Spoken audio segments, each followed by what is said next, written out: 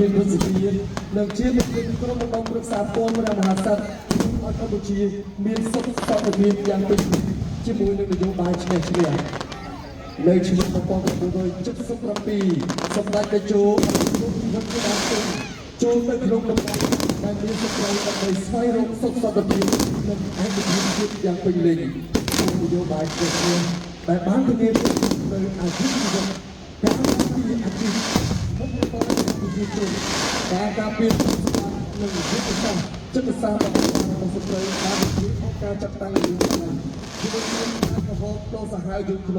កាលពី28ឆ្នាំលោករាជាกับគុំគុំមកជំហានទៅមុខប្រជាជនមន្តរភាពទៅមុខប្រជាជនក្រោមរលកសន្តិភាពជុំបាននាំមកដល់ការរស់នៅដោយសុខសាន្តរានប៉ុន្តែរូបចម្លាក់របស់សម្ដេចតេជោបានលេចធ្លោជាងគេព្រោះលោកបានជាស្ថាបនិកនិងអ្នកទទួលឯកនៃស្ទូទីបាទកសាងឡើងរំលឹកពុទ្ធការៈប្រតិបត្តិគោបាទពីពាក្យទាំងអស់តាំងពីការដឹកនាំគូមានความនយោបាយមានជំនឿមានសមាជិកនិងប្រជាជនពលរដ្ឋសម័យដែលនៅទីក្រុងយងកងទ័ពចូលទៅរួមអបអរសាទរ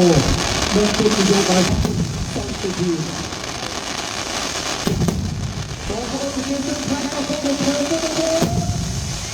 ពេលខ្ញុំអត់ទៅក្នុងសាមនេះបងប្អូនជាមួយនឹងកងទ័ពភាពនិងទុកតាំងរបស់សម្ដេចតេជោសូមអរគុណសន្តិភាពសូមตั้งគុណនយោបាយឆ្លងឈ្នះសូមបងប្អូនប្រជាជនផ្នែកអង្គការធ្វើបាទសូមអបអរសាទរ